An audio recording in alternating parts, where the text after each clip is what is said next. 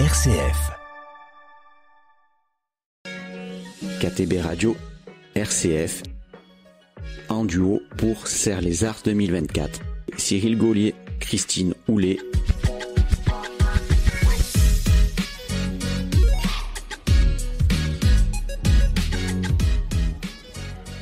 Et oui, bonjour et merci d'être à l'écoute de ce direct, en direct donc du festival Serre les Arts. Alors j'ai le plaisir d'être avec Cyril, un vrai plaisir. Bonjour à tous. Bonjour, KTB Radio aujourd'hui, en partenariat avec RCF Alpes-Provence. Alors on arrive à la 21e édition de Serre les Arts. On s'était rencontrés déjà l'année dernière. C'est ça, l'année dernière pour les 20 ans de Serre les Arts, un grand moment aussi. Et personnage incontournable de Serre les Arts, c'est Jules Pro. Jules, bonjour. Bonjour. Bonjour Jules. Mais c'est un plaisir d'être avec vous. Un plaisir partagé en tous les cas. Toujours au rendez-vous. Alors, comment s'annonce cette 21e édition? Alors, on est le premier jour, c'est jusqu'à dimanche. Tout est en place, ça va? J'ai envie de dire, tout est incroyablement en place. Je crois qu'on est parti quand même sur une très très belle édition. En tout cas, c'est un vrai plaisir. Là aujourd'hui, c'est le temps pour les scolaires, mais alors du coup on est vraiment sur des chiffres de fréquentation. On retrouve les chiffres de fréquentation avant le Covid.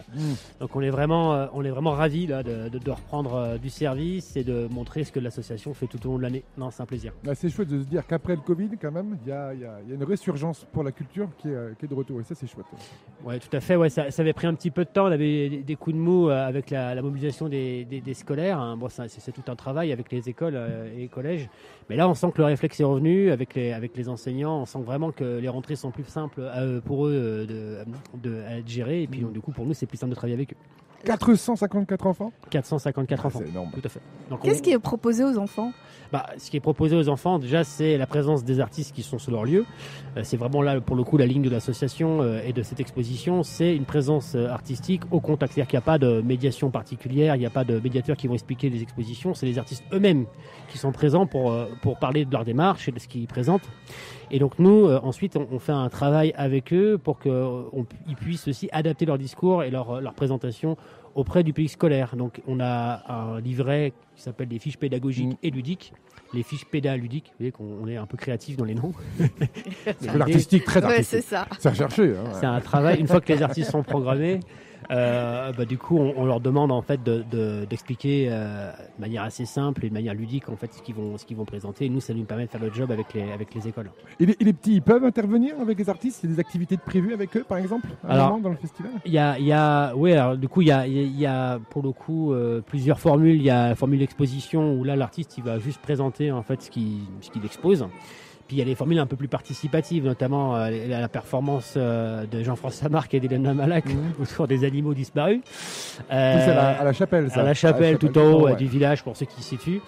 Et là, pour le coup, là, il y a une petite implication, il y a un petit jeu, et je pense que ça va faire plaisir. En tout cas, je dois les rejoindre juste après l'interview. Ouais. Je suis très curieux de voir ce que ça va. Le décor de cette chapelle du 17e, c'est ça, la chapelle de Marie de Bon Secours.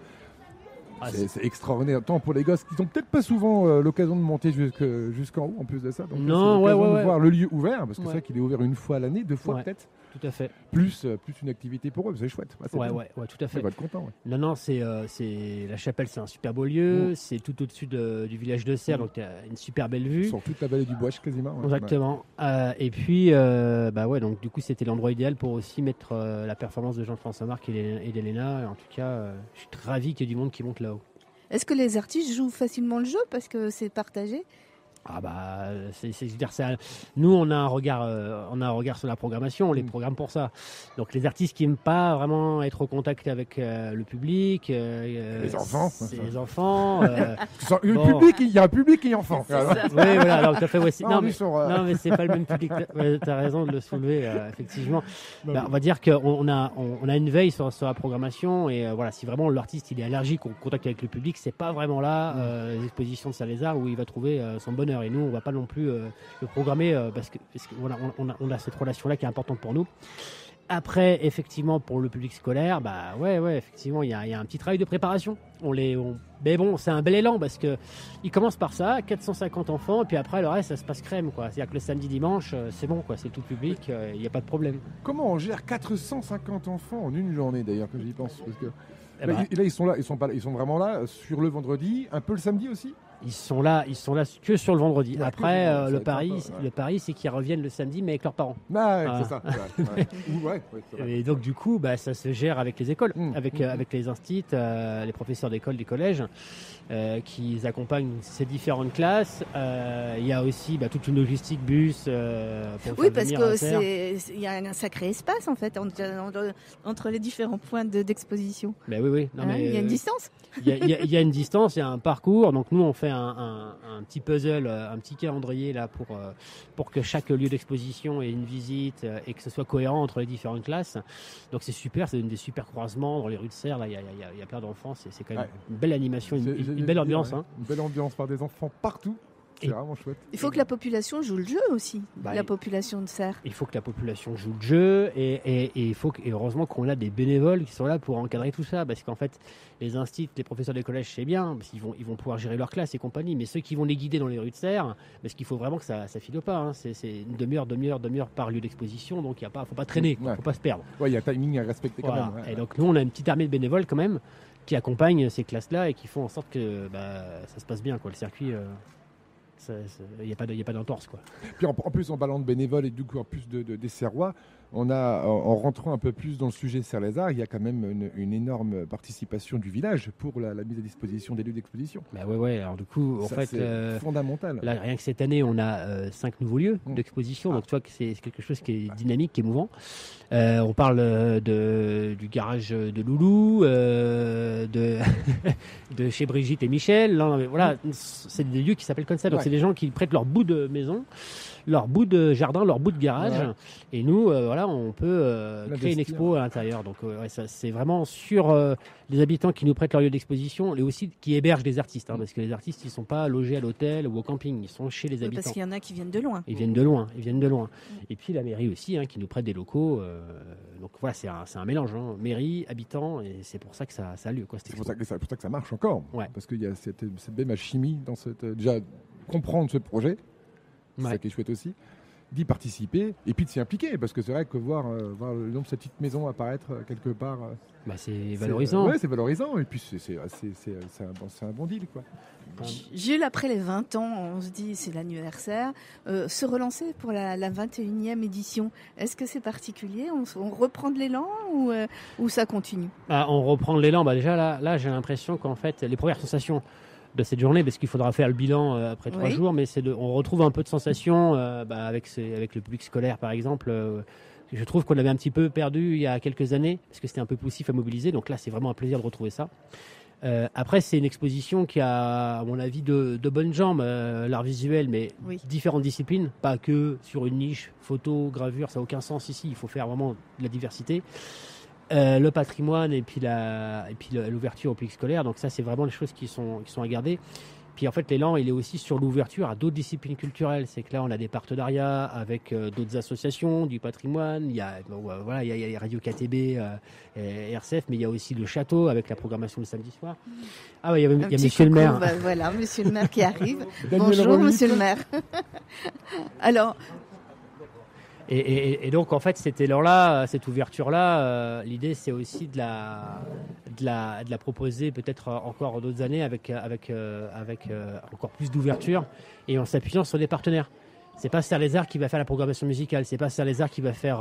Non, il y a des partenaires qui savent faire autour de nous et il faut vraiment s'appuyer sur eux pour pouvoir. Cette année, en effet, donc la nouvelle radio et le Fourbi du Château, nouvelle association tout récemment installée, qui va animer du coup le samedi soir un grand coup de spectacle, de fête foraine artisanale, de danse. Ça va être une folie, ça. Ouais, ça va être pas mal, tout à fait. Va être chouette. Daniel Ruitt, vous êtes le maire de Serres. Oui. Est-ce qu'on peut dire que on peut penser que c'est l'événement dans l'année? Il y en a d'autres, oui. Je suppose qu'il y en a d'autres. Alors, effectivement, il y en a d'autres, mais celui-là a quand même une dimension, on va dire, beaucoup plus importante que les autres, parce qu'il dure 3 jours. Et parce qu'il met en valeur le village de Serres, on mêle à la fois la culture et le patrimoine. Et vous savez qu'en ce moment, il y a les journées du patrimoine, donc ça tombe vraiment très bien.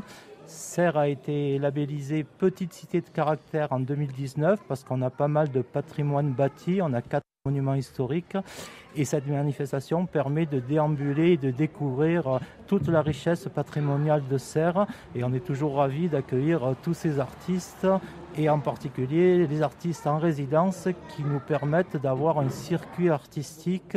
Je crois qu'on a déjà 12 œuvres. Cette année, il y en a 2 nouvelles, ça fera 14. Il y en a une qui est prévue l'année prochaine. Donc ça permet d'enrichir ce circuit artistique qui est vraiment précieux pour les touristes. On a également un circuit historique. Donc les touristes qui viennent à Serres ont vraiment l'embarras du choix. Vous connaissez bien la manifestation et le programme ? Tout à fait, puisque sur l'ancienne mandature, j'étais adjoint aux affaires scolaires et à la vie associative. Donc j'ai beaucoup travaillé avec Serres-les-Arts et je connais très bien la manifestation, oui, effectivement. Alors les lieux d'accueil, il en faut pas mal quand même. Alors il en faut pas mal. Alors la mairie en prête quelques-uns, mais il y a aussi beaucoup de particuliers qui jouent le jeu depuis de nombreuses années. Puisque je crois qu'il y a une vingtaine d'artistes, donc vous imaginez le nombre de lieux qu'il faut dans le village.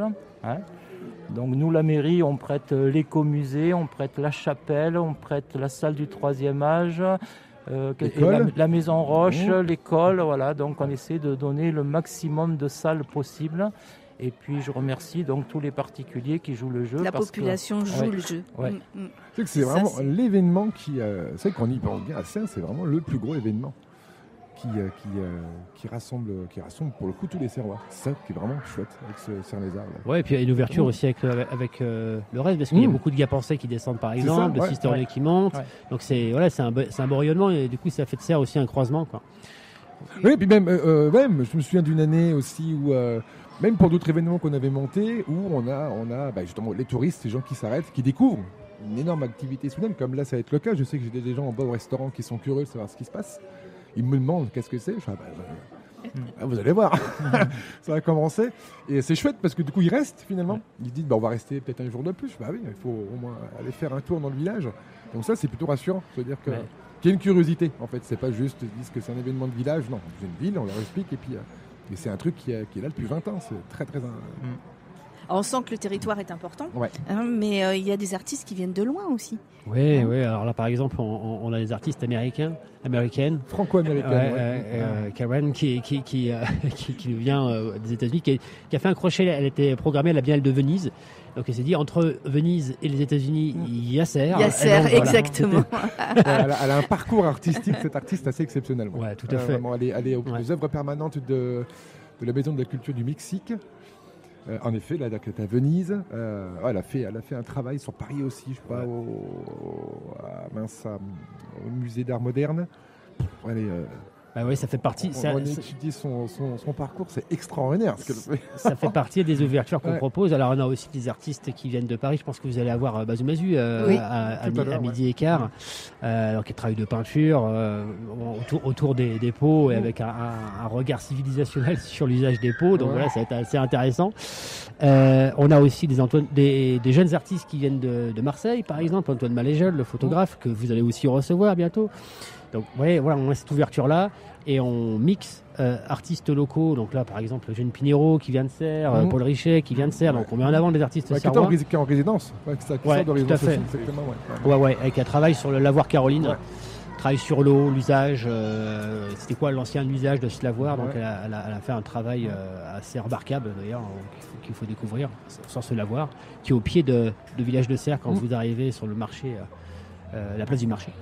Et donc voilà, c'est un croisement artistes locaux, artistes qui viennent d'ailleurs. Et internationaux. Pour rappel, on a eu Roger Rigord, suisse, avec une œuvre monumentale d'ailleurs dans les vieilles rues du village. On a eu Maurizio Perrone, italien aussi. Tout à fait. Qui avait fait aussi des sacrés travails de bois. C'est merveilleux d'avoir l'international dans une petite ville au centre des Hautes-Alpes. Tout à fait. Monsieur le maire, Serres est inspirant en matière artistique ? Je pense. On a la chance d'avoir beaucoup d'associations culturelles, dont le SEM. Le SEM, c'est vraiment la base, on va dire, de la culture à Serres. Et c'est très précieux pour une commune, puisqu'on peut s'appuyer sur une bande de bénévoles. D'ailleurs, je tiens à les remercier, parce que Jules, lui, est salarié, mais il y a aussi tous ces bénévoles.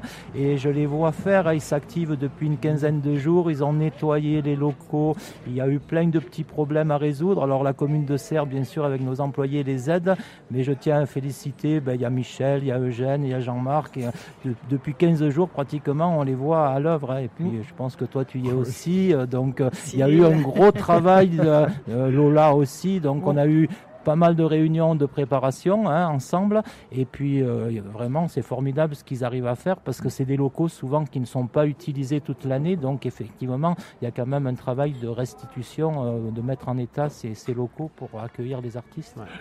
Petite parenthèse, le SEM, donc, c'est le collectif espace multiculturel, c'est important, c'est une abréviation. Donc en effet un rassemblement de différentes associations locales et régionales, qui ont pour objectif de mettre en commun leurs forces et leur équipement pour créer des événements, des événements d'art, de culture évidemment, de spectacle et de soutien aux associations surtout. Il y a un petit mot juste par rapport au SEM, c'est pas pour rien qu'il y a tous ces partenariats autour de cette exposition, parce qu'il y a la MJC, il y a le hangar, il y a KTB, il y a le château, il y a les Amis de Serres.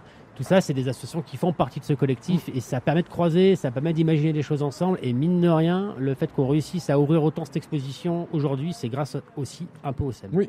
Ouais. Ah oui, clairement. Tout à fait. Grâce à ces rencontres en tout cas, c'est vrai. Grâce aux rencontres qui ont été faites au sein du collectif. Sans ça aurait été différent. Cette année, il y a des nouveaux partenariats ? Il y a des nouveaux partenariats. Alors, je réfléchis. Il y a le Fourbi qui. Oui, ça c'est un nouveau dispositif. Le Fourbi, en fait. L'association Le Château, effectivement, qui demain va donc donner. Nous offrir une soirée. Entre représentation théâtrale, concert, donc fête foraine artisanale avec. C'est nouveau. Ça va faire du bruit. Ça va changer parce que l'année dernière, on faisait ça à la salle des fêtes, mais vraiment entre organisateurs, hébergeurs et artistes. Alors c'était un moment où ça nous permettait de remercier tout le monde. Mais là. Cette année, l'idée, c'est d'ouvrir, en fait, faire ça dans le village, aussi avec les gens qui ne sont pas forcément bénévoles, hébergeurs, mais l'ouvrir au maximum, avec les hébergeurs, les bénévoles aussi, mais ouvert. Et avec aussi le château qui propose une super programmation, fête foraine. Digne du château, ils ont quand même un carnet d'adresse. Ça va être sympa. Samedi soir, là, ça va décoller. Vous y serez, monsieur le maire ? Oui, bien sûr.